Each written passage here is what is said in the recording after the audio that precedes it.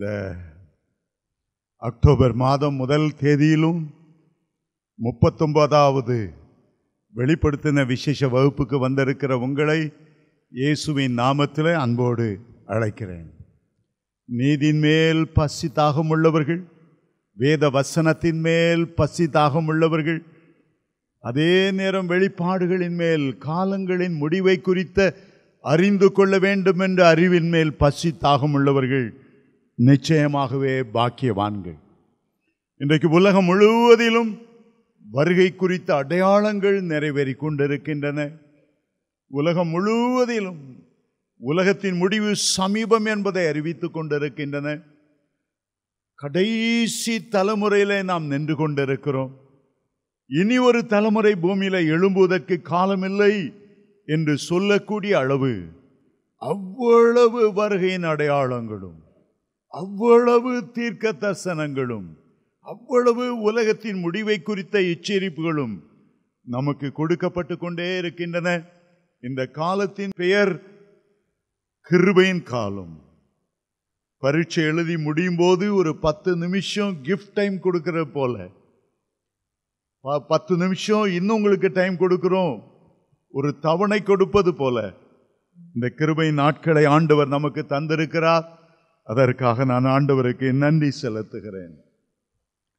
நான் சிறுவனாயிருக்கும் போது என்னுடைய தாயார் சொன்ன ஒரு சிறு கதை எனக்கு ஞாபகம் வருகிறது. ஒரு ஊர்ல ரொம்ப பாசமுள்ள ஒரு விதவை தாய் இருந்தாள். ஒரே ஒரு மகன், 12 வயது. அந்த மகனை நல்ல முறையில் வளர்க்க முடியாமல் ஒரு கஷ்டப்பட்டாள். அவன் கீழ்ப்படியாதவனாயிருந்தான், கெட்ட நண்பர்களோடு சேர்ந்து கொண்டிருந்தான். கணவன் இல்லாமல் கஷ்டப்பட்டு அவனை படிக்க வைத்துக் கொண்டிருந்த அவள் ஒரு நாள் அவன் சூதாடுவதை கண்டவுடனே கோபமடைந்து மிகவும் அடித்து விட்டாள். அவ்வளவுதான், அவன் தாயிட்ட சண்டை போட்டுட்டு கள்ள ட்ரெயின் ஏறி தூர ஒரு தேசத்துக்கு போய்விட்டான். தாய் ஒவ்வொரு நாளும் அவன் வந்து விடுவான் என்று எண்ணினாள். அவன் வரவே இல்லை. 20 வருடங்கள் கடந்து சென்றன. போன தேசத்திலே சாதாரண ஒரு கூலிக்காரனாய் சேர்ந்தவன் பிறகு ஒரு தொழில் அதிபனாய் மாறிவிட்டான். 20 வருடங்கள் பெரிய மாற்றம். உனக்கு பெரிய பங்களா, அதிகமான கார்கள், ஏராளமான வேலைக்காரர்கள், செல்வந்தனாய் இருந்தான். 20 வருடமும் தாயை மறந்து விட்டான். தாய் ஒவ்வொரு நாளும் அவனை நினைப்பாள். இவன் முற்றிலுமாய் அந்த ஊர் எண்ணமோ கிராம எண்ணமோ இல்லாமல் தன்னுடைய தொழிலை முன்னேறுவதிலேயே கண்ணும் கருத்துமாய் இருந்து விட்டான். ஒரு நாள் காரிலே வந்து கொண்டிருந்த போது ஒருவர் தெரு பிரசங்கம் பண்ணி கொண்டிருக்கிறதை காரை நிறுத்தி முழுவதுமாய் கேட்டார். அந்த தெரு பிரசங்கத்தில் பேசின வார்த்தை, உன்னை மறவாத இயேசு உண்டு, உன்னை தொடர்ந்து வருகிற தேவனுடைய அன்பு உண்டு, நீ எங்கே சென்றாலும் உன்னை பின்பற்றி வந்து உன்னை அரவணைக்க ஏக்கம் கொண்டிருக்கிற கல்வாரி அன்பு உண்டு என்று ஒருவர் அழுது அழுது பிரசங்கம் பண்ணி கொண்டிருந்தார். இவ்வளவு அன்பை உன்னால் எப்படி புறக்கணிக்க முடியும்? முடிவில் அவர் கண்ணீரோடு அந்த ஆல்டர் காலுக்கு கீழ்ப்படிந்து இயேசுவை ஏற்றுக்கொள்ள முன்னால் போனார். ஆண்டவர் அவருடைய உள்ளத்தில் பேசினார். நான் உனக்கு அன்புள்ளவராய் இருக்கிறது மட்டுமல்ல, உன்மேல் உன் நினைவாகவே இருக்கிற உன் தாய் உண்டு, உன்மேல் மனதுருக்கமுள்ள தாய் உண்டு. அப்பொழுதுதான் 20 வருடங்களுக்கு பிறகு தாயினுடைய எண்ணம் அவனுடைய உள்ளத்தில் வந்தது. என் தாய் உயிரோடு இருக்கிறார்களா, இறந்து விட்டார்களா தெரியவில்லையே, நம்முடைய ஊரை விட்டு பிழைப்புக்காக வேற எங்கேயாவது போய்விட்டார்களா தெரியவில்லையே, ஒருவேளை நான் திரும்பி போனால் என் தாய் என்னை மன்னித்து ஏற்றுக்கொள்வார்களா அல்லது என் நிமித்தம் இருதயம் கடினமாய் இருப்பார்களா என்று அவன் எண்ணினான். ஒரு கடிதம் எழுதினான். அம்மா, உங்களை அம்மா என்று அழைப்பதற்கே அருகதையற்ற ஒரு துரோகி நான். ஆனால் ஒரு நல்ல செய்தி, நான் இந்த தேசத்தில் செல்வந்தனாய் இருக்கிறேன், மட்டுமல்ல இயேசுவை என்னுடைய இரட்சகராய் ஏற்றுக்கொண்டிருக்கிறேன். உங்களை ஞாபகப்படுத்தினது ஆண்டவராய் இயேசு. நான் குறிப்பிட்ட ட்ரெயினில் நான் ஊருக்கு வரப்போகிறேன். நீங்கள் உயிரோடு இருந்தால், நீங்க கிராமத்திலேயே இருந்தால், என்னை மன்னித்து மறுபடியும் என்னை நேசிப்பீர்களானால், நான் ட்ரெயினில் வரும்போது ஒரு காரியம் செய்யுங்கள். ஊரில் ட்ரெயின் நுழையிற இடத்துல ஒரு பெரிய புளிய மரம் இருக்கிறது. அதில் எங்கேயாவது ஒரு வெள்ளை துணியை கட்டி வையுங்கள். அந்த வெள்ளை துணியை நான் பார்த்தேன் என்றால், என்னுடைய தாய் உயிரோடு இருக்கிறார்கள், என்னை மன்னித்து விட்டார்கள், என்னை ஏற்றுக்கொள்வார்கள், நம்பிக்கையோடு இறங்குவேன். ஆனால் அந்த துணி அங்கே காணப்படாவிட்டால், உடைந்த உள்ளத்தோடு என் தாய் என்னை மன்னிக்கவில்லை, என்னை ஏற்றுக்கொள்ள விருப்பம் இல்லை, அதே ட்ரெயினில் நம்முடைய ஊரில் இறங்காமல் அப்படியே நான் திரும்ப போய்விடுவேன். ஆகவே குறிப்பிட்ட ட்ரெயினில் வந்தான். நான் போட்ட கடிதம் அம்மாவுக்கு கிடைச்சதா கிடைக்கலையா? ஏறக்குறைய 36 மணி நேரம் டிராவல் பண்ணி வெளி தேசத்திலிருந்து அவ்வளோ கஷ்டப்பட்டு வந்து கொண்டிருந்தான். அவருடைய கண்கள் இந்த புளிய மரத்தில் அந்த வெள்ளை துணி இருக்குமா இருக்காதா, ஒரு பெரிய சஸ்பென்ஸ். கடைசியில் ஊருக்கு வரும்போது ஜன்னல் வழியாக அந்த புளிய மரத்தை அவளோடு எதிர்பார்த்தான். ஆனால் அந்த புளிய மரத்தில் ஒரு துணி அல்ல, ஒரு துண்டு துணி அல்ல, அந்த புளிய மரம் முழுவதும் துணிகளினால் கட்டப்பட்டிருக்கிறதை கண்டான். அந்த தாய் என்ன நினைத்தாள்? ஒரு துணி கட்டினால் ஒருவேளை காற்று அதை பீத்து கொண்டு போனால் என்ன செய்வது? நான் மன்னிக்கவில்லை, நான் மரித்து போனேன், என்னுடைய மகன் திரும்பி போய்விடுவானே. வயது முதிர்ந்த காலத்தில் தன்னுடைய வெள்ளை புடவைகள் அவ்வளத்தையும் துண்டு துண்டு ஆய்க்கிழித்தாள்.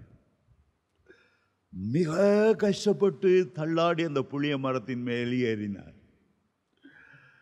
ஆயிரக்கணக்கான துணிகளை கட்டும்போது ஒரு ஜெபத்தோடு, இந்த துணியை பார்த்தாலாவது, அல்லது இந்த துணியை பார்த்தாவது, இந்த துணியை பார்த்தாவது என்னுடைய மகன் ஊரில் இறங்கணும், நேசிக்கிறேன் என்பதை அவன் புரிந்து கொள்ளணும். அந்த மரம் முழுவதும் துணிகளால் நிரம்பி இருந்தது. ஸ்டேஷனில் இறங்கினான், ஓடி வந்தான் தாயை கட்டி அணைப்பதற்கு. தாய்க்கும் பெரிய சந்தோஷம். ஆண்டவர் இயேசு தாயை விட நம்மை அதிகமாய் நேசிக்கிறவர். வருகையின் ஒரு அடையாளத்தை காண்பித்தால், ஒரு தீர்க்க தரிசனத்தை காண்பித்தால், என் பிள்ளைகள் ஆயத்தப்படாமல், வருகைக்கு ஆயத்தப்படாமல் போய்விடுவார்களோ? இன்றைக்கு உலகம் முழுவதிலும் வருகையின் அடையாளங்கள். ஜனங்கள் பெருகி பூமியெல்லாம் நிறைப்பார்கள் என்ற அடையாளம். கடைசி காலத்தில் அறிவெல்லாம் பெருகி கம்ப்யூட்டர் அறிவு பெருகிவிட்டது என்ற அடையாளம். மனிதன் சந்திர மண்டலத்துக்கு போய்விட்டான் என்ற அடையாளம். யூதர்கள் எல்லாம் தங்களுடைய தேசத்தில் வந்து கூடினார்கள் என்கிற அடையாளம். ஜனத்துக்கு விரோதமாய் ஜனங்கள், ஜாதிக்கு விரோதமாய் ஜாதி.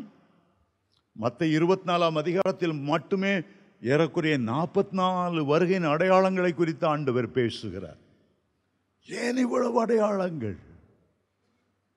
ஏன் இவ்வளவு அற்புதங்கள்? ஏன் இவ்வளவு அபிஷேகம்? ஏன் இவ்வளவு சுவிசேஷம் பெருகி போகிறது? கர்த்தருடைய வருகைக்காய் நாம் ஆயத்தமாக வேண்டும் என்பதற்காக ஆண்டவர் எவ்வளோ விதங்களில் அவர் கிரியை செய்கிறார்.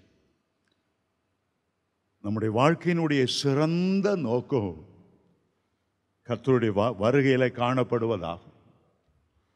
நம்முடைய வாழ்க்கையினுடைய இயக்கமெல்லாம் ஆண்டவருடைய பொன்முகத்தை பார்க்க வேண்டும்.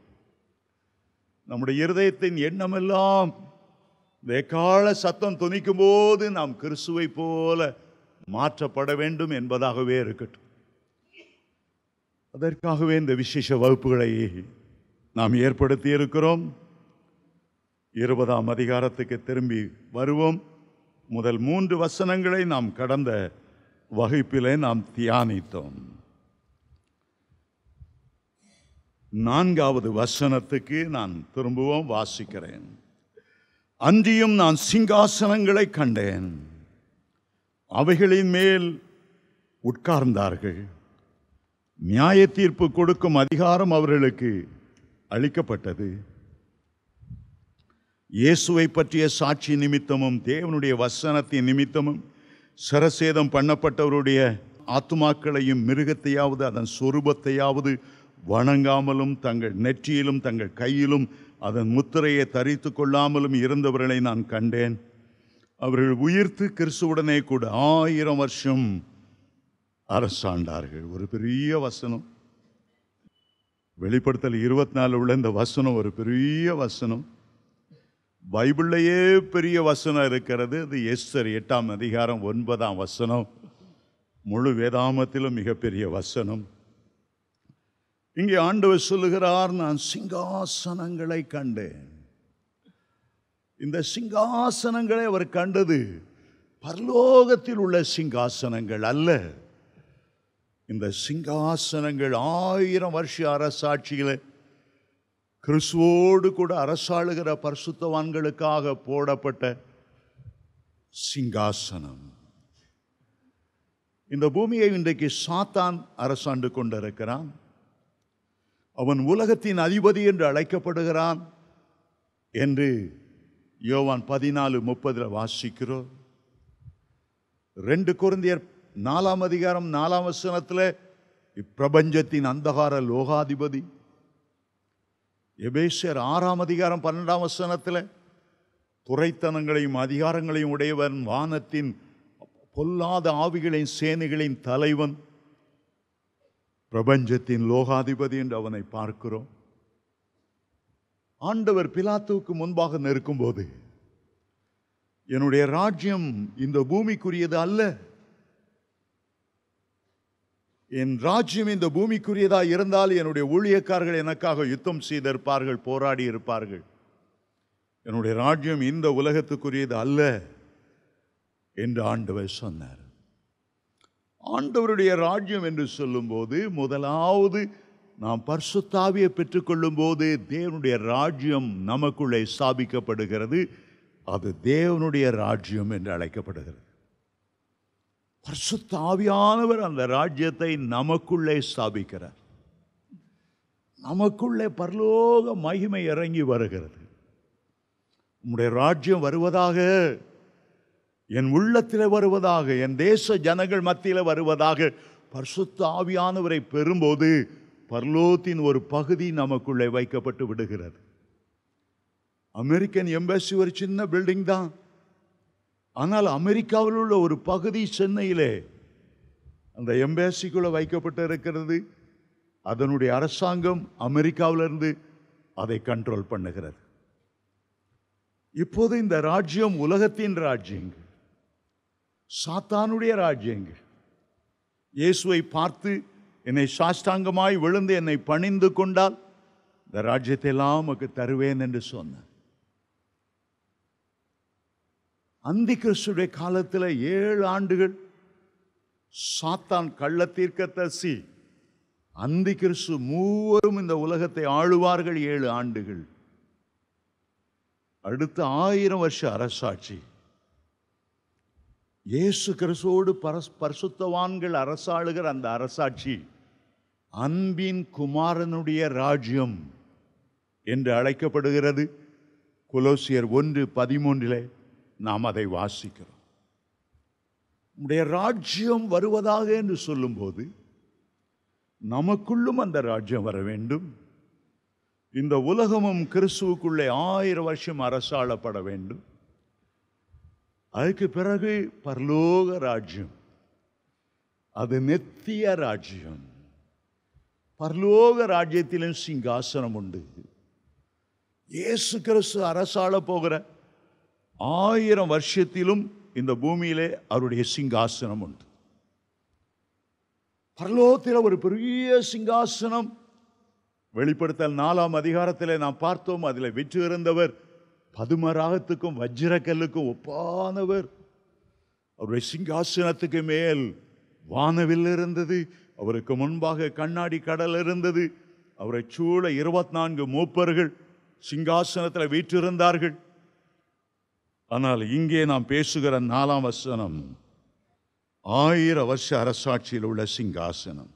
நான் சிங்காசனத்தை கண்டேன், அவைகள் மேல் உட்கார்ந்திருந்தார்கள், பரிசுத்தவான்கள் உட்கார்ந்திருந்தார்கள். ஏனென்றால் ஏற்கனவே தானியேல் 7:27 7ஆம் தூதன் எக்காலம் ஊதும்போது இந்த உலகத்தின் ராஜ்யங்கள் நம்முடைய ஆண்டவராகிய கர்த்தருக்கும் அவருடைய பரிசுத்தவான்களுக்கும் உரித்தானது. பரிசுத்தவான்கள் அந்த சிங்காசனத்தில் உட்கார்ந்தார்கள். நியாய தீர்ப்பு கொடுக்கும்படி அதிகாரம் அவர்களுக்கு கொடுக்கப்பட்டது. இயேசுவை பற்றிய சாட்சி நிமித்தமும் தேவனுடைய வசனத்தின் நிமித்தமும் சிறைச்சேதம் பண்ணப்பட்டவருடைய ஆத்துமாக்களையும். இங்கே 2 கூட்டத்தாரை குறித்து அவர் பேசுகிறார். இந்த சிங்காசனத்தில் பரிசுத்தவான்கள் வீற்றிருந்தது மட்டுமல்ல, இரத்த சாட்சிகளும் அங்கே சிங்காசனத்தில் வீற்றிருந்தார்கள். இரத்த சாட்சிகள் என்று சொல்லும்போது பழைய ஏற்பாட்டிலும் இரத்த சாட்சிகள் இருந்தார்கள். முதல் இரத்த சாட்சி ஆபேல் என்று அழைக்கப்படுகிறவர். புதிய ஏற்பாட்டிலே முதல் இரத்த சாட்சி ஸ்தேவான் என்று அழைக்கப்படுகிறவர். பழைய ஏற்பாட்டிலையும் கூட அறகுறையான இரத்த சாட்சிகளும் இருந்தார்கள். பூரண பரிசுத்தவான்களான இரத்த சாட்சிகளும் இருந்தார்கள். திடீர்னு ஒருத்தனை இயேசுவை மறுதலிக்கிறியா இல்லையா, அவன் உள்ளத்தில் சில பாவங்கள் இருக்கலாம். அவன் சொல்லுவான், இல்லை நான் இயேசு மறுதலிக்க மாட்டேன், தலை வெட்டிட்டு போயிடுவாங்க. ஆனால் அவன் வாழ்க்கையில் பூரணப்படலை, வாழ்க்கையில் முழுக்க பரிசுத்தம் இல்லை. அதனால் அவன் ஆண்டவருக்காக மரித்தான். பழைய ஏற்பாட்டிலும் சரி புதிய ஏற்பாட்டிலும் சரி பூரணமாக்கப்பட்ட பரிசுத்தவான்கள் இரத்த சாட்சிகள் உண்டு, பூரணமாக்கப்படாத இரத்த சாட்சிகளும் உண்டு. இங்கே பூரணமாக்கப்பட்ட இரத்த சாட்சிகள் மிருகத்தையாவது அதன் சொரூபத்தையாவது வணங்காமலும் தங்களுடைய நெற்றியிலும் கைகளிலும் தரித்து கொள்ளாதவர்களுமாய் இருந்தவர்களை கண்டேன். அவர்கள் உயிரோடு எழும்பி கொல்லப்பட்டுட்டாங்க. அவங்க கொல்லப்பட்டுட்டாங்க. இப்ப அவங்க உயிரோடு எழும்பும் போது அது பழைய மாம்ச சரீரத்தில் அல்ல, உயிர்த்தெழுந்த சரீரத்தோடு அவர்கள் உயிர்த்தெழுந்து கிறிஸ்துவோடு கூட அரசாண்டார்கள். உயிர்ப்பிக்கப்படுதலை 2 விதமாய் நாம் அறிந்து கொள்ளலாம். ஒன்று தற்காலிகமாய் உயிர்ப்பிக்கப்படுதல், அதே மாம்ச சரீரத்தோடு உயிர்ப்பிக்கப்படுவது தற்காலிகமாய் உயிர்ப்பிக்கப்படுவது. ஆனால் அதே மாம்ச சரீரம் இல்லாமல் இயேசு எப்படி மரித்தோரிலிருந்து ஒரு சரீரத்தோடு எழும்பினாரோ, உயிர்த்தெழுந்த சரீரத்தோடு எழும்பினாரோ, அதுபோல உயிர்ப்பிக்கப்படுதல். வேதம் முழுவதையும் பார்த்தால் 7 பேர் தற்காலிகமாக உயிரோடு எழும்பினார்கள். முதல் எலியா மூலமாக சாரிபாத் விதவையினுடைய மகன் சரித்திரத்திலே முதலாவது உயிரோடு எழுந்தவன். அவன் ஆவிக்குரிய சரீரத்தோடு எழும்பவில்லை, மாம்சமும் இரத்தமான சரீரத்தோடு எழுந்தான். அவன் மீண்டும் மரித்தான். 2வது எலிசா சுனேமியாளின் மகனை உயிரோடு எழுப்பினார். இயேசு கிறிஸ்து 3 பேரை உயிரோடு எழுப்பினார். மரித்து போன யபிரனுடைய மகளை, மரித்து போன நாயினூர் விதவையினுடைய மகனை, மரித்து போன லாசருவை ஆண்டவர் உயிரோடு எழுப்பினார். அப்போஸ்தலனாகிய பேதுரு உயிரோடு எழுப்பினார். தொற்காள் என்ற ஒரு பெண்மணியை. அப்போஸ்தலனாகிய பவுல் ஒருவரை உயிரோடு எழுப்பினார். ஐத்திகு என்ற ஒரு வாலிபனை 7 பேர் தற்காலிகமாய் உயிர்ப்பித்த சம்பவங்கள் பைபிளில் எழுதியிருக்கிறது. இன்றைக்கும் ஆவியின் வரங்களை கொண்டு, அற்புதங்களை செய்கிற வரங்களை கொண்டு, விசுவாச வரத்தை செயல்படுத்தி மரித்த எத்தனையோ பேர்களை உயிரோடு எழுப்பி இருக்கிறார்கள். ஸ்மித் விகில்ஸ்வர்த் என்ற பக்தன் 23 மரித்த பேரை எழுப்பினார். போதகர் பாலியங்கிச்சோ 2வது மகனை மரித்த போது உயிரோடு எழுப்பினார். நிறைய சாட்சிகள். ஆனால் இங்கே மரித்து உயிர்த்தெழும்போது ஆவிக்குரிய சரீரத்தோடு உயிர்த்தெழுந்தவர்களை குறித்து இந்த வேத வசனம் நமக்கு சொல்லுகிறது. அருமையான தேவனுடைய பிள்ளைகளே, உயிர்த்தெழுதலில் 7 வரிசைகள் இருக்கிறது. அதை நான் சொல்லும்போது பின்னால் உள்ள வசனத்தை நாம் அறிந்து கொள்வதற்கு உதவியாயிருக்கும். அடுத்த வசனம் இவ்விதமாய் சொல்லுகிறது, மரணமடைந்த மற்றவர்கள் அந்த 1000 வருஷம் முடியும் வரைக்கும் உயிரோடு எழுந்திருக்கவில்லை. சில கூட்டத்தார் 1000 வருஷம் இயேசு அரசாண்டார், அது வரைக்கும் கூட அவங்க எழும்பல. இன்னும் பூமியில தான் நித்திரை பண்ணி கொண்டு இருக்கிறார், பூமிக்குள்ள தான் இளைப்பாரி கொண்டு இருக்கிறார். 1000 வருஷம் முடிந்த பிறகுதான் வெள்ளை சிங்காசனத்துக்கு முன்பாக 2 பெரிய கூட்டம் எழும்பும். உயிர்த்தெழுதலில் 7 வரிசைகள் இருக்கிறது. முதலாவது உயிர்த்தெழுந்தவர் இயேசு கிறிஸ்து. மற்ற உயிர்த்தெழுதல்கள் எல்லாம் தற்காலிகமான உயிர்த்தெழுதல் தான். யூத ராஜசிங்கம் மரணத்தையும் பாதாளத்தையும் ஜெயித்து உயிரோடு எழுந்தாரே. 1 கொரிந்தியர் 15ஆம் அதிகாரம் 23ஆம் வசனம் சொல்லுகிறது, அவன் தன் வரிசையிலே உயிர்ப்பிக்கப்படுவான். வரிசை என்று சொல்லி இருக்கிறது. First group, second group, third இவங்கெல்லாம் வைத்தருவாங்க, ஃபோர்த்து இவங்கெல்லாம், ஃபிஃப்த்து இவங்க தான், சிக்ஸ்த்து இவங்க, செவன்த்து இவங்க. 7 வரிசைகளில் அவன் தன் வரிசையில் உயிர்ப்பிக்கப்படுவான். இந்த வசனத்தின் பின்பகுதி சொல்லுகிறது, அதிலே முதல் பேரானவர் இயேசு. அவர்தான் உயிர்த்தெழுதலின் நம்பிக்கை கொண்டு வந்தவர். யோவான் 11:25 சொன்னார், நானே உயிர்த்தெழுதலும் ஜீவனுமாய் இருக்கிறேன். என்னை விசுவாசிக்கிறவன் மரித்தாலும் பிழைப்பான், உயிரோடு இருந்து என்னை விசுவாசிக்கிறவன் மறியாமலும் இருப்பான். அப்போஸ்தல நடபடிகள் 26:23 மரித்தோரின் உயிர்த்தெழுதலிலே அவர் இயேசு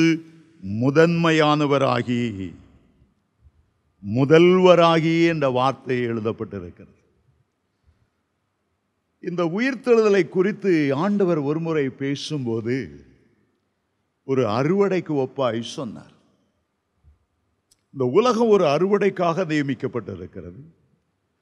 இந்த உலகத்தின் முடிவு நாள் தேவதூதர்களால் ஆத்துமாக்கள் அறுவடை செய்யப்படுகிற நாள்.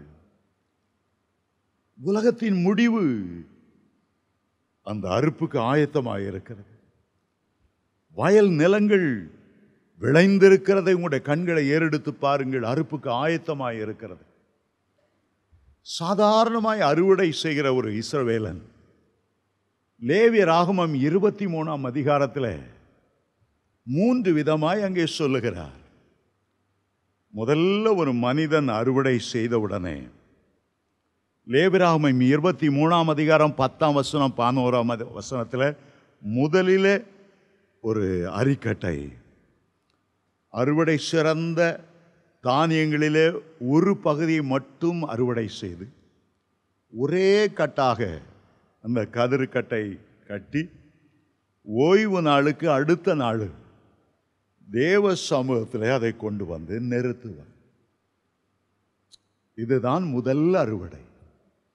நிறைய அறுக்க மாட்டாங்க. கரெக்டாக ஒரு கதிர் எவ்வளோ வருமோ ஒரே கட்டாய் கட்ட, துண்டு துண்டாக கட்ட மாட்டாங்க. அது ஆண்டவருக்கு முன்பாக ஒரு அசைவாட்டுதலை காணிக்கையாக கொண்டு வருவார். இந்த அறிக்கட்டை இயேசு கிறிஸ்துவை குறிக்கிறது. மரித்தவர்களிலே அவர் முதல் பலனானவர். அதுக்கு பிறகு வயல் முழுவதையும் அறுவடை செய்வார்கள். செய்த தானியத்தை கொண்டு 2 அப்பங்கள், பெரிய அப்பங்களாய் செய்து தேவ சமூகத்துக்கு அதை கொண்டு வர வேண்டும் என்று 17ஆம் வசனம், அதே அதிகாரம் லேவியராகமம் 23:17 அப்பம் என்றால் சுடப்பட்ட அப்பம், அக்கினியில வெந்த அப்பம். 2 அப்பத்தை கொண்டு வந்து கர்த்தருக்கு காணிக்கையாய் செலுத்துவார்கள். உயிர்த்தெழுதலிலே 2வது வரிசை எக்கால சத்தம் தொனிக்கும் போது அவருடைய வருகைக்காக அவளோடு காத்திருக்கிறவர்கள், பூரணமாய் வருகை எதிர்பார்த்து கிறிஸ்துவனுடைய சாயலிலே நிறைந்திருக்கிறவர்கள் அந்த 2 அப்பங்கள் போல கர்த்தருடைய சமூகத்திலே வருவார்கள். அந்த 2 அப்பம் என்ன? முதல் அப்பம் கிறிஸ்துவுக்குள்ளே மரித்தவர்கள், 2வது அப்பம் உயிரோடு இருக்கிற பரிசுத்தவான்கள். 2வது உயிர்த்தெழுதலிலே பழைய ஏற்பாட்டு பரிசுத்தவான்கள் முதன்மையாக இருந்தவர்களும் உயிர்ப்பிக்கப்படுவார்கள். கிறிஸ்துவுக்குள்ளே மரித்தவர்களும் உயிரோடு எழுப்பப்படுவார்கள்.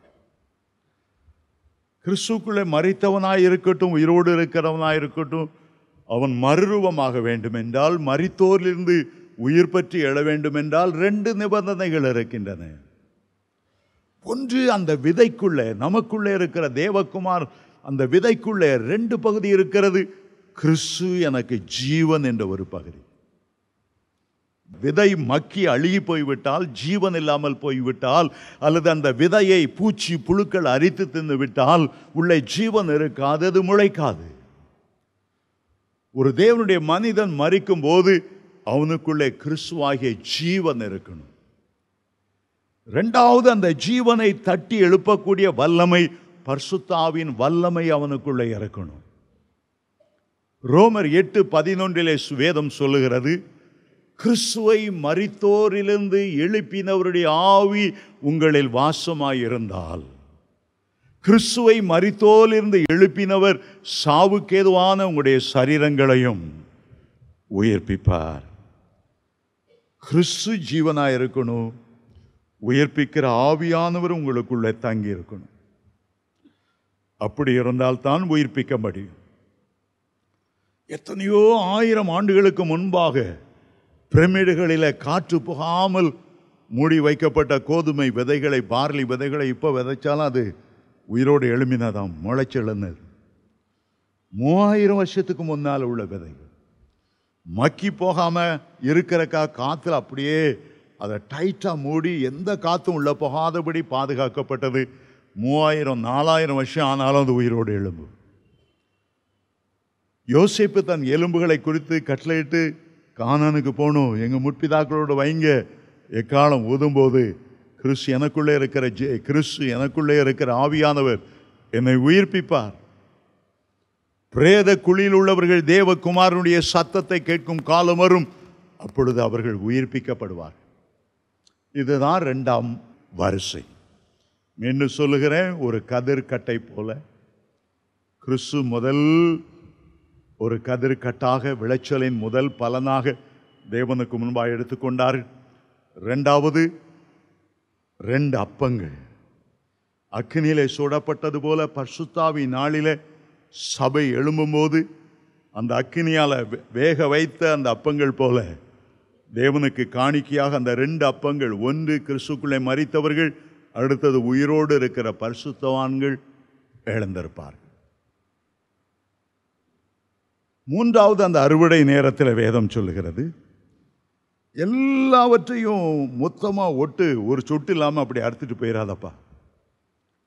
உன் தேசத்தில் ஏழைகள் பரதேசிகள் இருப்பாங்க,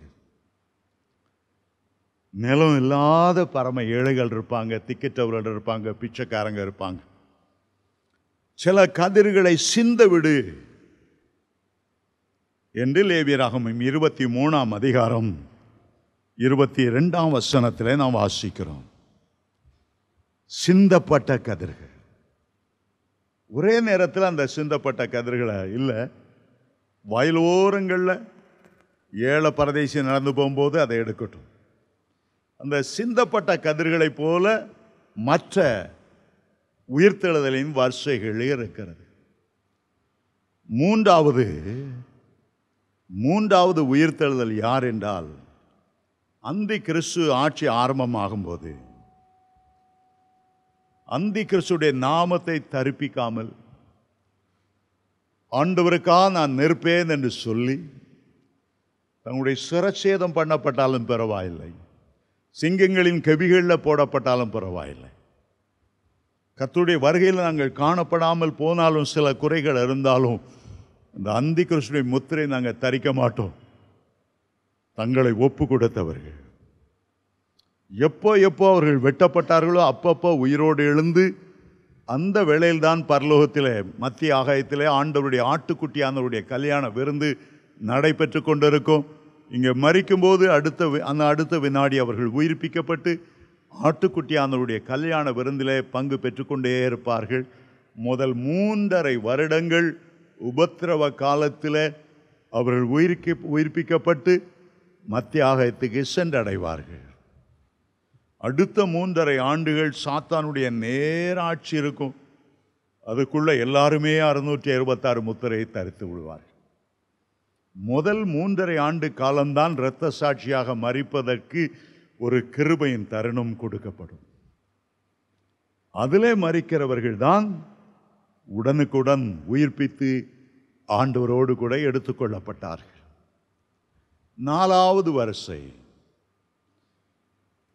வானத்தில் பரலோகத்தில் இதுவரை மறியாமல் போயிருக்கிற 2 சாட்சிகள் என்று அழைக்கப்படுகிறவர்கள்.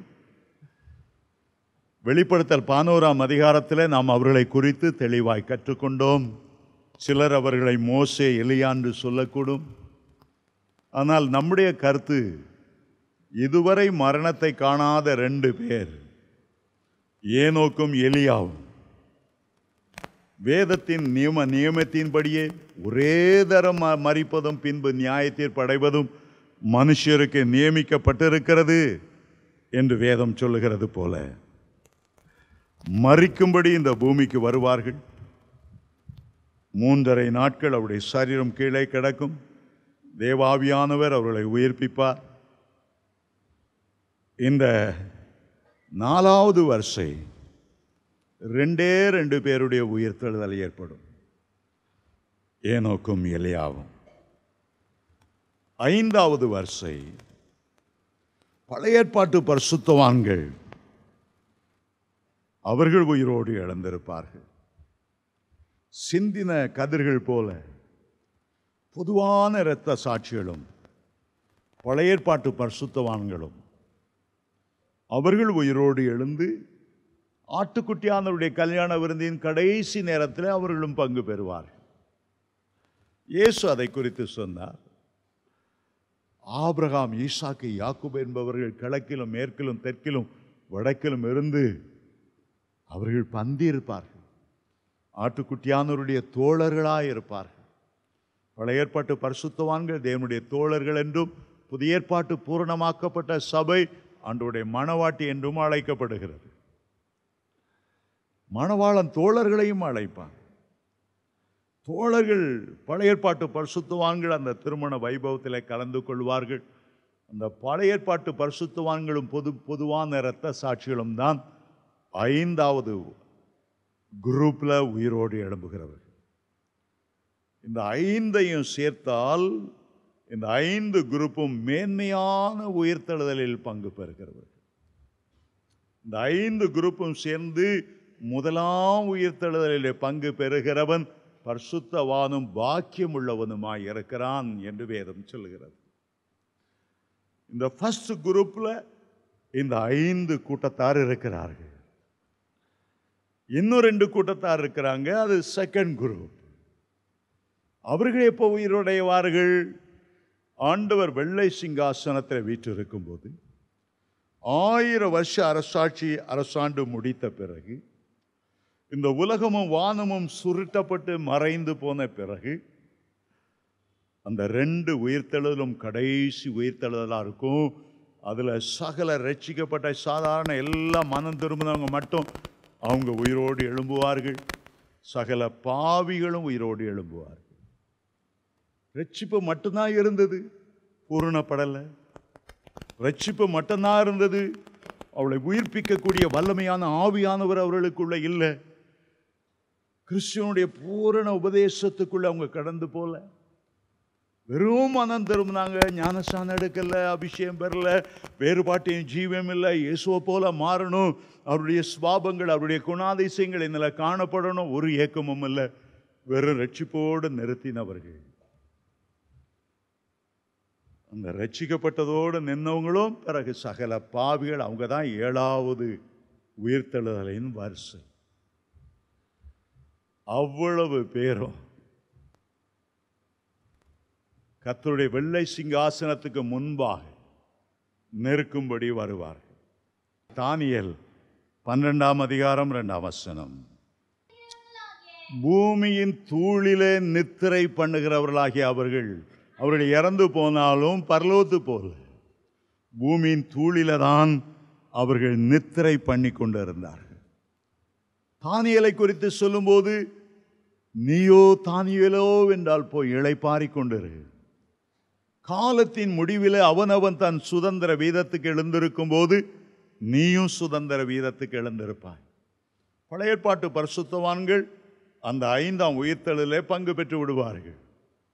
ஆனால் இந்த 6ஆம் 7ஆம் உயிர்த்தெழுதலில் பங்கு பெறுகிறவர்கள் 1000 வருஷ அரசாட்சி என்ன நடந்து எப்படி நடந்தது, தேவகுமாரனோடு ஒரு பெரிய பாக்கியம், இயேசுவோடு அரசாளுகிற பாக்கியத்தை இழந்து விட்டவர்கள், பூரணமடையலை. 1000 வருஷம் பிறகுதான் அவர்கள் உயிரோடு எழுந்தார்கள். 20ஆம் அதிகாரத்தில் அந்த வெள்ளை சிங்காசனத்தில் ஆண்டவர் வீற்றிருக்கும் போது 6ஆம் 7ஆம் வரிசையில் உயிரோடு எழுந்த எல்லாரும் அவருக்கு முன்பாக இருந்திருப்பார்கள். முதல் 5 வரிசையில் உயிரோடு எழுப்பப்பட்டவர்கள் கிறிஸ்துவனுடைய நியாயாசனத்துக்கு முன்பாக நிற்பார். வேதத்தில் வெள்ளை சிங்காசன நியாய தீர்ப்பு என்று சொல்லியிருக்கிறது. அதே நேரத்தில் தேவனுடைய கிறிஸ்துவினுடைய நியாயாசனம் என்றும் வேதம் சொல்லுகிறது.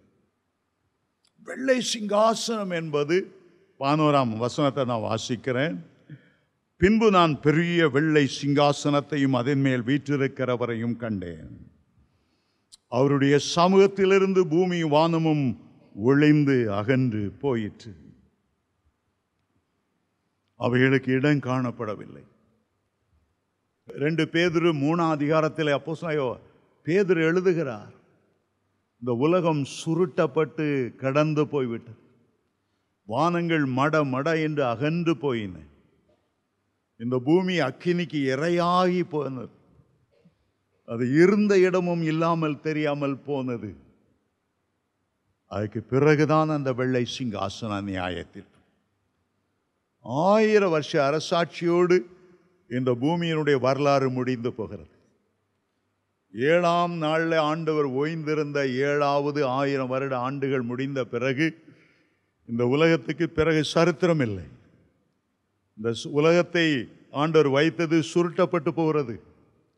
ஒரு மனுஷனுக்கு 70 ஆண்டுகள் என்று மோசே சொன்னார். பலத்தின் மிகுதியால் கூட கொஞ்ச நாள் இருந்தாலும் அவன் சுருட்டப்பட்டு போய் விடுவான். 7 நாட்கள் தான் இந்த பூமிக்கு கொடுக்கப்பட்டது. இந்த 7 நாட்களும் 7000 வருடங்கள். பழைய ஏற்பாட்டில் 4000 வருடம், புதிய ஏற்பாட்டில் 2000 வருடம், 1000 வருஷ அரசாட்சி எல்லாம் சேர்த்தால் 7000 ஆண்டோடு இந்த உலகம் அழிந்து போகிறது. வெள்ளை சிங்காசனத்துக்கு முன்பாக நிற்கிறவர்கள் ஆண்டவரால் நியாயம் தீர்க்கப்படுவார்கள். அவருடைய பாவத்தை குறித்து ஆண்டவர் நியாயம் தீர்ப்பார். ஆண்டவருடைய இரக்கத்தை அவர்கள் பெற்றுக்கொள்ளவில்லை. ஆனால் தேவனுடைய நியாயாசனத்துக்கு முன்பாக வருகிறவர்கள் பாவத்துக்கு தண்டனை அனுபவிக்க வரவில்லை. அவர்கள் எல்லாரும் பரிசுத்தவான்கள். அவர்கள் எல்லாரும் சிலுவை அண்டை வந்து தங்களுடைய பாவங்களற கழுவப்பட்டவர்கள். அவர்கள் செய்த பாவத்துக்கான தண்டனை அந்த வெள்ளை சிங்காசனத்துக்கு முன்பாகவே சிலுவையில் அந்த தண்டனை இயேசு ஏற்றுக்கொண்டார். ஒரு தடவை அந்த தண்டனை சிலுவை மேல வந்து நம்முடைய மீதலுக்காக அவர் காயப்பட்டு, நம்முடைய அக்கிரமங்களுக்காக நொறுக்கப்பட்டு, நமக்கு சமாதானத்தை உண்டாக்குற ஆக்கினை அவர் மேல ஏற்றுக்கொண்ட பிறகு நமக்கு இனிமே நியாய தீர்ப்பு இல்லை. அவர் செலுத்திட்டார். நமக்கு கோர்ட்டில் 10,000 ரூபாய் அபராதம் போடுறாங்க. எங்க அப்பா போய் கவலைப்படாதடா, நான் பே பண்ணிடுறேன்டா, அவர் பே பண்ணிட்டாருன்னா நான் திருப்பி பே பண்ண வேண்டிய அவசியம் இல்லை. ஆண்டவர் நம்முடைய பாவ கடனை அவர் சிலுவையிலே சுமந்து தீர்த்து விட்டபடியால் நாம் மீண்டும் அந்த தண்டனை அனுபவிக்க வேண்டியதில்லை. ரோமர் 8:1 சொல்லுகிறது, கிறிஸ்துவுக்கு உட்பட்டவர்களாக இருந்து அவருடைய ஆவியின்படி நடக்கிறவர்களுக்கு ஆக்கினை தீர்ப்பு இல்லை. அவங்களுக்கு இன்னொரு தடவை நியாய தீர்ப்பு கொடுக்க முடியாது. அதனால தான் சின்ன சின்ன பாவம் செய்துட்டா கூட சிலுவண்டை வந்து நின்று, மன்னி ஆண்டவரே, இன்னும் நான் செய்ய மாட்டேன், உங்களுடைய சோதனையை மேற்கொள்ள எனக்கு பலந்தாரம். ஒவ்வொரு நாளும் அவருடைய ரத்தம் இந்த கிருபையின் காலத்தில் நமக்கு கிடைத்து கொண்டே இருக்கிறது. நாம் வெள்ளை சிங்காசனத்துக்கு முன்பாக நியாயம் தீர்க்கப்பட மாட்டோம். கிறிஸ்துவனுடைய சிங்காசனத்துக்கு முன்பாக வந்து நம்முடைய ஊழியத்தின்படி, ஆண்டவருக்கு செய்த கிரியைகளின்படி, ஆண்டவருக்கு தசமபாகம் கொடுத்ததின்படி இனி அவரோடு உள்ள பலன்கள் வெகுமதியாக, ஜீவ கிரீடங்களாக, பரலோகத்தின் வீடுகளாக, ஒளியில் உள்ள பரிசுத்தவான்களின் சுதந்திரங்களாக நாம் பெற்று அனுபவிப்போம். அதுதான் கிறிஸ்துவனுடைய நியாயாசனம். சரி, நான் இடையில இப்போ திருப்ப போகிறேன், கவனித்துக் கொள்ளுங்கள். மீண்டும் 4ஆம் வசனத்தை வாசிக்கிறேன். அன்றியும் நான் சிங்காசனங்களை கண்டேன், அவைகள் மேல் உட்கார்ந்தார்கள், நியாய தீர்ப்பு கொடுக்கும்படி அவர்களுக்கு அதிகாரம் அளிக்கப்பட்டது. இயேசுவை பெற்ற சாட்சி நிமித்தமும் தேவனுடைய வசனத்தின் நிமித்தமும் சிறைச்சேதம் பண்ணவர்கிட்ட ஆத்துமாக்களையும் மிருகத்தையாவது அதன் சொரூபத்தையாவது வணங்காமலும் தங்கள் நெற்றியின் மேல் தங்கள் கைகளிலும் தன்னுடைய முத்திரையை தரித்து கொள்ளாமலும் இருந்தவர்களை கண்டேன். அவர்கள் உயிர்த்து கிறிஸ்துவுடனே கூட 1000 வருஷம் அரசாண்டார்கள். அடுத்த வசனம், மரணமடைந்த மற்றவர்கள், இந்த 5 உயிர்த்தெழுதலிலும் பங்கு பெறாத மற்றவர்கள் அந்த 1000 வருஷம் முடியும் வரை உயிர்த்தெழவில்லை.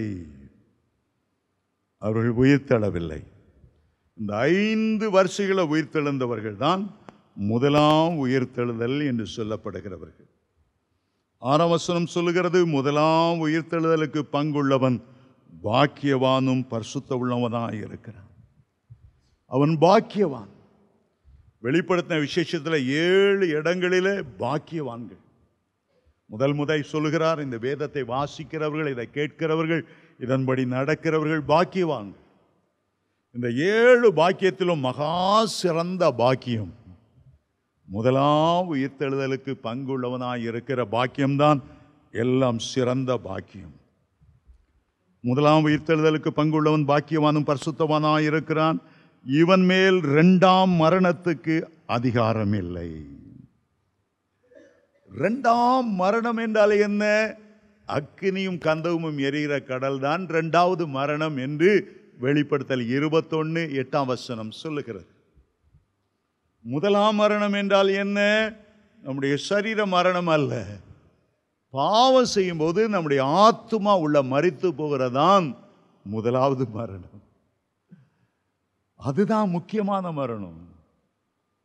நம்ம ஆத்துமா தேவனுடைய சமூகத்தை விட்டு பிரிந்து இருளுக்குள்ளே செல்வது, கிறிஸ்துவற்ற ஒரு அந்தகாரம் நம்மை சூழ்ந்து கொள்ளுவதான் எல்லா விதத்திலும் வேதனையான மரணம். 2ஆம் மரணம் என்பது நித்திய அக்கினியும் கந்தகமும் எரிகிற கடல்.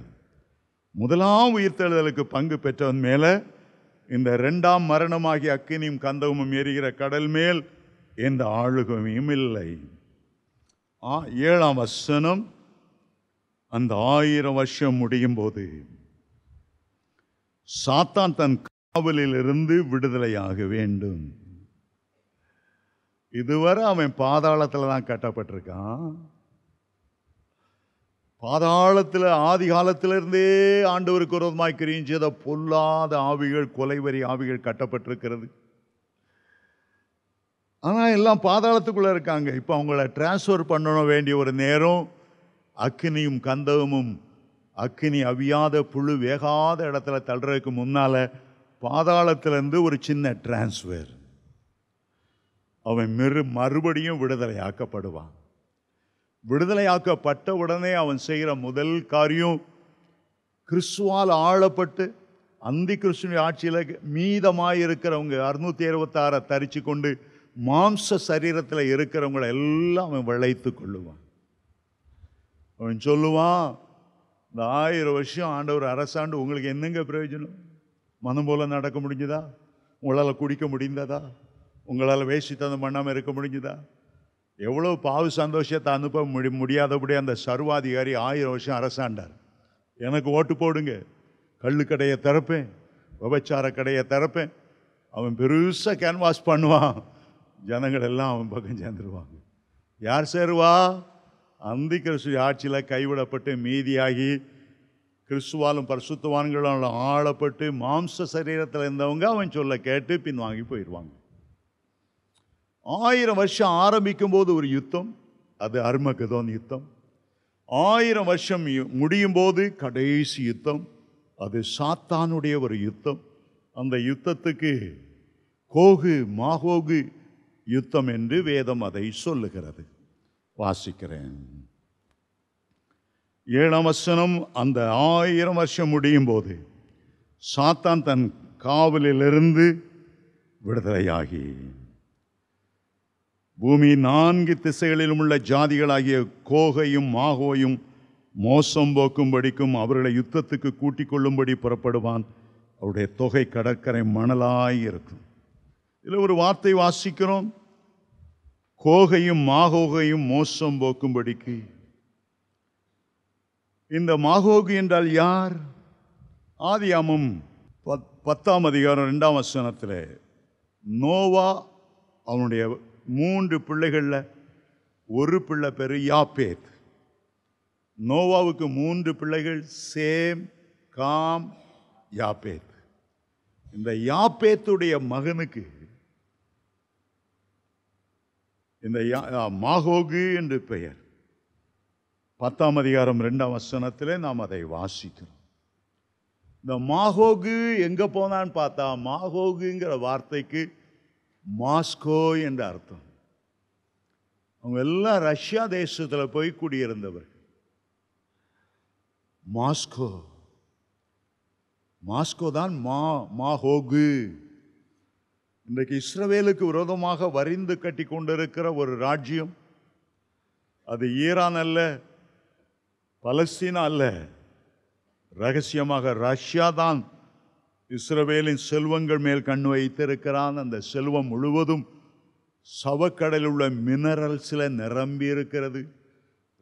அந்த யுத்தத்தை வல்லமையாய் நடத்தக்கூடிய அணு ஆயுதங்களை செய்யக்கூடிய தாது பொருட்கள் சவக்கடலில் குவிந்து கிடைக்கிறது. அதனுடைய பலன் பெட்ரோலை விட கோடி மடங்கு விலையேறப்பட்டது. நம்முடைய கண்கள் அதன் மேலேயே இருக்கிறது. கிருபையின் காலத்தில் கூட ஒரு யுத்தம், கடைசி யுத்தம் இஸ்ரவேலருக்கும் ரஷ்யாவுக்கும் நடக்கும். அதில் ரஷ்யா தோற்கடிக்கப்படும். அதுக்கு பிறகுதான் அர்மகதோன் யுத்தம். 1000 வருடம் ஆரம்பிக்கும் போது அர்மகதோன், 1000 வருடம் முடியும் போது கோகு மாகோகு யுத்தம். இந்த கடைசி யுத்தத்திலே நம்முடைய ஆண்டவராய் இயேசு தம்முடைய வாயின் சுவாசத்தால் சாத்தானையும் அவனுடைய சகல சேனைகளையும் ஒரே நொடியில் அவர் அழிப்பார். அதோடு கூட ஏற்கனவே அந்தி கிறிஸ்துவும் கள்ள தீர்க்கதரிசியும் எந்த அக்கினி கடலில் போடப்பட்டார்களோ, 1000 வருடத்துக்கு முன்பாக அவர்கள் போடப்பட்டார்கள். இப்போ 1000 வருடத்துக்கு பிறகு சாத்தான் முறியடிக்கப்பட்டு அந்த அக்கினியும் கந்தகமும் எரிகிற கடலிலே அவன் தள்ளப்படுவான். 2 கூட்டாளிகள் முன்னுமே தள்ளப்பட்டாங்க. கடைசி கூட்டாளி இனிமேல் அவன் தள்ளப்படுவான். 10ஆம் வசனம். மேலும் அவர்களை மோசம் போக்கின பிசாசானவன் மிருகமும் கள்ளத்தீர்க்கதரிசியும் இருக்கிற இடமாகி அக்கனையும் கந்தகமும் எரிகிற கடலிலே தள்ளப்பட்டான். அவர்கள் இரவும் பகலும் சதா காலங்களிலும் வாதிக்கப்படுவார்கள். அதுக்கு பிறகு சாத்தான்கிற பதமே இந்த பூமியில் இருக்காது. அவனுடைய எந்த தந்திரமோ, எந்த வஞ்சகமோ, எந்த மோசம் போக்கும் தொழிலை அவன் செய்யவே முடியாது.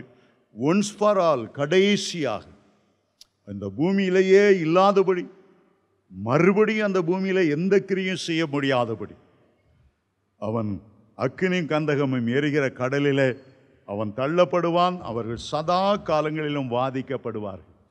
அதான் அவனுடைய முடிவு. 11ஆம் வசனம் இவ்விதமாய் ஆரம்பிக்கிறது.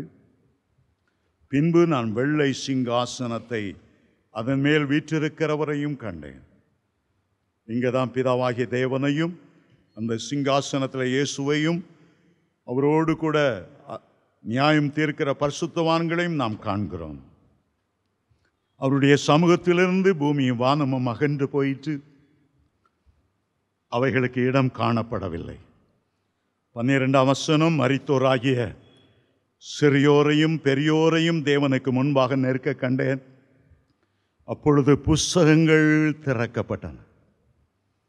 புஸ்தகம் என்று சொல்லப்படவில்லை, புஸ்தகங்கள் என்று வேதம் சொல்லுகிறது. வேதத்தில் 7 வகையான புத்தகங்களை குறித்து நாம் வாசிக்கலாம். இப்பொழுது அதை விளக்க நேரமில்லை. பழைய ஏற்பாட்டில் ஒவ்வொருவனுடைய செயலை குறித்து ஞாபக புஸ்தகம் எழுதியிருக்கிறது. இன்னான் இன்னான் இதில் பிறந்தான் என்பதை குறித்து எழுதியிருக்கிறது.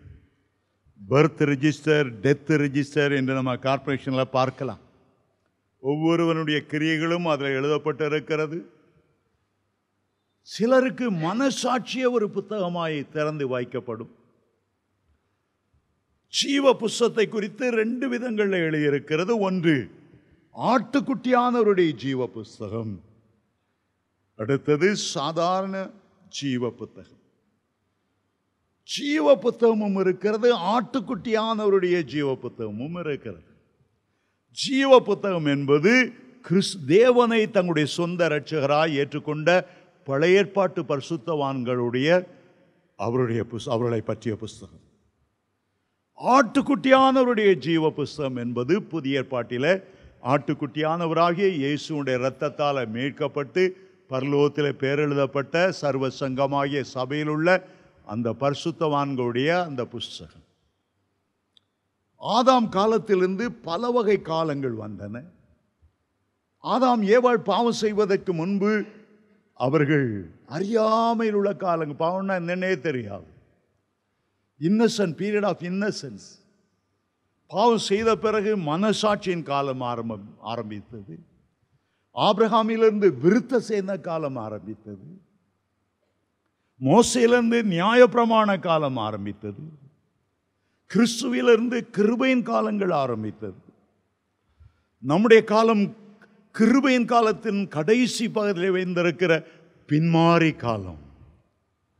ஒவ்வொரு காலத்துக்கு ஏற்றபடி அந்தந்த காலத்தில் ஆண்டவர் கொடுத்த வெளிச்சத்தின்படி, ஆண்டவர் வெளிப்படுத்தின சத்தியத்தின்படி அவர்கள் அந்த புத்தகத்தில் எழுதப்பட்டபடியே நியாயம் தீர்க்கப்பட்டார்கள். சாதாரண இப்போல்லாம் ஒரு சின்ன சிப்ஸ், அதை கம்ப்யூட்டரில் ஒரு மனுஷனுடைய எல்லா வரலாறையும் அதில் எடுத்து கொண்டு வந்துடுறாங்க. அவனுடைய பாடியில் அவன் செத்து எத்தனையோ வருஷமானாலும் அதில் ஒரு சின்ன முடியை வைத்துக்கொண்டு அவனுடைய வாழ்க்கையை என்ன என்று கம்ப்யூட்டர் மூலமாக தெரிந்து கொள்ளுகிற நிலவரம் வந்துவிட்டது. பரலோகத்தில் இருக்கிற தேவன் நம்முடைய செய்கைகளை மட்டும் அந்த புத்தகத்தில் எழுதவில்லை. நம்முடைய எண்ணங்கள், நம்முடைய சிந்தைகள் எல்லாம் அந்த பரலோக புத்தகத்தில் எழுதப்படுகிறது.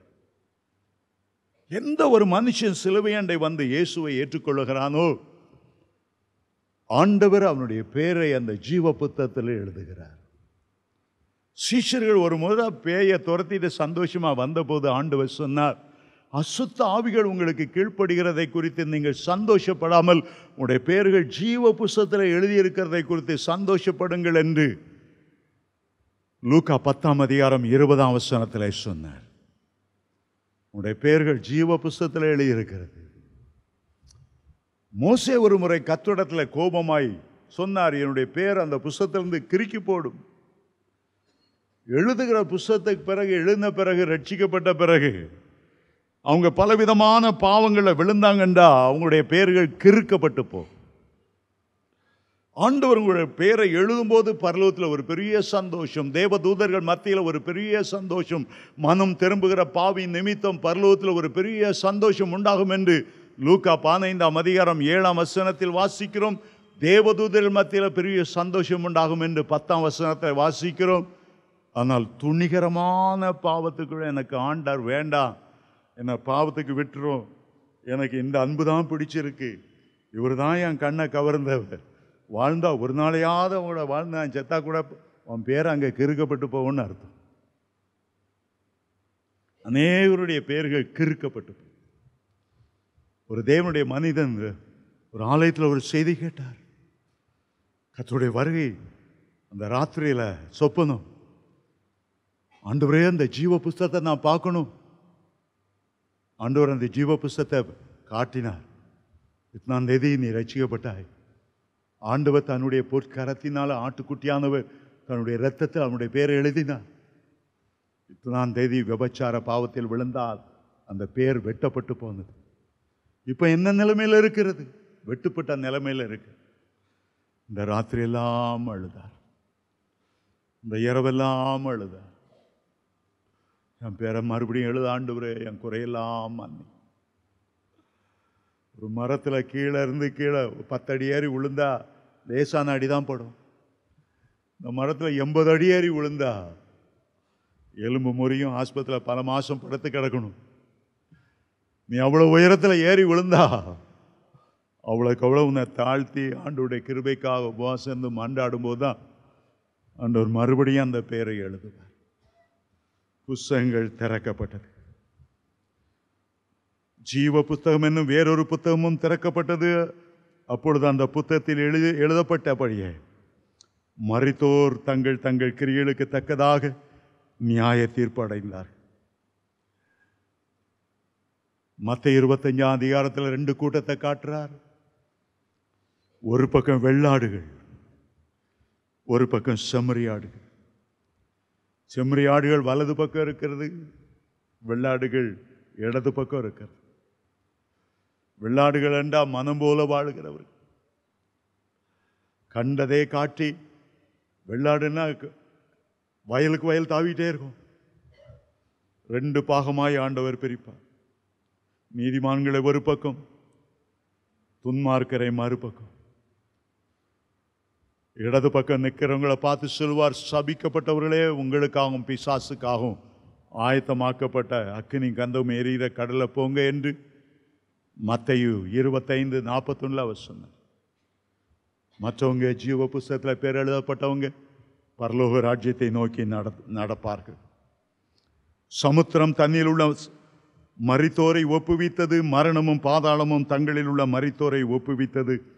யாவரும் தங்கள் தங்கள் கிரியைகளின்படியே நியாய தீர்ப்பு அடைந்தார்கள். அதான் கடைசி உயிர்த்தெழுதல, 7ஆம் உயிர்த்தெழுதல எல்லாரும் உயிர்த்தெழும் போது சமுத்திர செத்தவங்களை அதை ஒப்புவிச்சிடும். இந்துக்களை கொண்டு தீயில எரிச்சிருந்தாலும், சுடுகாட்டில் போய் எரிச்சிருந்தாலும் அந்த தீ அவங்கள ஒப்புவிச்சிருமா. பூமி ஒப்புவிக்கும், பாதாளம் ஒப்புவிக்கும். ஆதாம் முதல் கடைசி வாழ்ந்தவர்கள் வரைக்கும் எழுந்திருப்பார்கள். ஆண்டவரிடத்தில் கடைசி நியாய தீர்ப்பை பெறுவார். அப்பொழுது மரணமும் பாதாளமும் அக்கினி கடலிலே தள்ளப்பட்டன.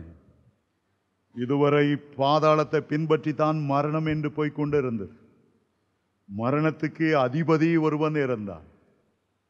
மரணத்துக்கு அதிபதியான பிசாசை இயேசு தன்னுடைய மரணத்தினால் ஜெயித்தார் என்று எபிரேயர் 2ஆம் அதிகாரம் கடைசியில் வாசிக்கிறோம்.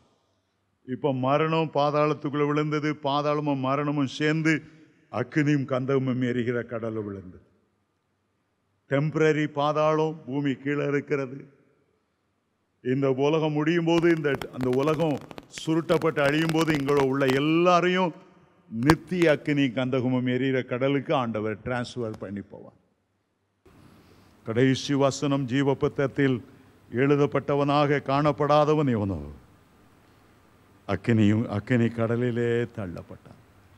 ஜீவ புத்தகத்திலே பேர் எழுதப்படுவது எவ்வளவு பாக்கியமான காரியம். ரொம்ப முக்கியமான அதிகாரம். இதை திரும்ப திரும்ப வாசிங்க. இன்னைக்கு நோட்ஸில் நீங்கள் புரிந்து கொள்வீர்கள். புரிந்து கொள்ளுகிற வரையிலும் எத்தனையோ மரணாத திருப்பி திருப்பி ரிவைஸ் பண்ணி இன்றைக்கி அந்த நோட்ஸை ப்ரிப்பேர் பண்ண பின்னால் இருக்கும்னு நினைக்கிறேன். அதை பெற்றுக்கொள்ளுங்கள். நாம் எழுந்து நின்று கர்த்தருடைய வருகைக்காக ஆயத்தப்பட நம்முடைய பெயர்கள் ஜீவ புஸ்தகத்தில் எழுதப்பட்டு இருக்கிறதா என்று ஆராய்ந்து பார்ப்பதற்கு இது ஒரு நல்ல தருணம். அப்படியே கைகளை உயர்த்தி கர்த்தருக்கு முன்பாக ஒரு நிமிடம் அமைதியாக நின்று என்னுடைய பெயர்கள் ஜீவ புஸ்தகத்திலே காணப்படுகிறதா? இன்றைக்கு நான் மரித்தால் கர்த்தருடைய ராஜ்யத்துக்கு வருவேனா? இன்றைக்கு உம்முடைய 2வது வருகை இருக்கும் என்றால் அந்த எக்கால சத்தம் துணிக்கும் போது என்னுடைய சரீரம் மகிமையின் மேல் மகிமை அடைந்து மறுரூபப்படுமா? உலகமெங்கும் இருக்கிற பரிசுத்தவான்களோடு நானும் கர்த்தருடைய ராஜ்யத்தில் அருமையான இயேசு ராஜாவின் முகத்தை நான் தரிசிப்பேனா? அவருடைய ஒவ்வொரு காயங்களையும் நான் முத்தம் செய்வேனா? அன்பின் குமாரனுடைய சாயலுக்கு ஒப்பான சாயலில் நாம் மறுபமாவனா? நம்மை ஆராய்ந்து பார்ப்பது எத்தனை அருமையான தருணம். இந்த நாட்கள் உங்களை அக்கினியால நிரப்பிக் கொள்ளுங்கள். இது பின்மாரியின் காலம். ஜெபாவினால் உங்களை நிரப்பிக் கொள்ளுங்க. கேட்கிற எவனும் பெற்றுக் கொள்கிறான். பரிசுத்தத்தின் மேல் பரிசுத்தம். பரிசுத்தமுள்ளவன் இன்னும் பரிசுத்தமாகட்டும். இதோ சீக்கிரமாய் வருகிறேன். ஆட்டுக்குட்டியானவர் தன்னுடைய கடைசி சுட்ட ரத்தத்தை ஊற்றி உடைய பெயர்கள் எல்லாம் அந்த ஆட்டுக்குட்டியானவருடைய ஜீவ புத்தகத்தில் எழுதி இருக்கிறார். அது எவ்வளவு பெரிய கிருபை. அது அந்த கிருபைக்கு ஈடு இணையானது ஒன்றுமே இல்லை. உலகத்தில் உள்ள அவ்வளவு ஐஸ்வர்யங்களை கொட்டி கொடுத்தாலும் அந்த கிருபைக்கு ஈடு செய்யவே முடியாது. இன்றைக்கு நம்மை நாமே அர்ப்பணிப்போமா? பரலோக பிதாவே, உண்மையிலே கர்த்தரை தஞ்சமாய் கொண்டிருக்கிற ஜனங்கள் பாக்கியம் உள்ளவர்கள் என்று கர்த்தருடைய வேதத்தின்படி நடக்கிற உத்தம மார்த்துக்கார் பாக்கியவான்கள் என்று வாசித்தோம். இவனுடைய பாவங்கள் மன்னிக்கப்பட்டதோ, இவனுடைய மீறுதல்கள் மூடப்பட்டதோ அவன் பாக்கியவான். அந்த எல்லா பாக்கியத்தை பார்க்கலாம் முதலாம் உயிர்த்தெழுதலுக்கு பங்குள்ளவன் பரிசுத்தவானும் பாக்கியம் உள்ளவனுமாய் இருக்கிறான். அந்த பாக்கியத்தை எங்களுக்கு தந்தரள வேண்டும் என்று ஜெபிக்கிறேன். எங்களுடைய பெயர்கள் எல்லாம் ஜீவ புத்தகத்தில் எழுதியிருக்கிறது. அந்த விசுவாசத்தோடு நாங்கள் உம்மை துதிக்கிறோம் ஆண்டவரே. கடைசி வரை எங்களை காத்துக்கொள்ளும். இந்த இரவும் ஒரு விஷயம் உடைய இரத்தத்தால் எங்களை கழுவி உம்முடைய சட்டைகளால் எங்களை மூடிக்கொள்ள ஆண்டவரே. எங்களை மூடிக்கொள்ள ஆண்டவரே. எங்களுடைய பரிசுத்தத்தை பாதுகாத்துக் கொள்ள ஆண்டவரே. வலுவாதபடி பாதுகாக்க வல்லமை உள்ளவரே. உம்முடைய மகிமையுள்ள சன்னிதானத்திலே மாசற்றவர்களாய் நிலை நிறுத்தும்படி ஆவியானவரை எங்களுக்கு தந்தவரே. எல்லா கனத்தையும் மகிமைக்கு செலுத்துகிறோம் இயேசுவின் மூலம் பிதாவே.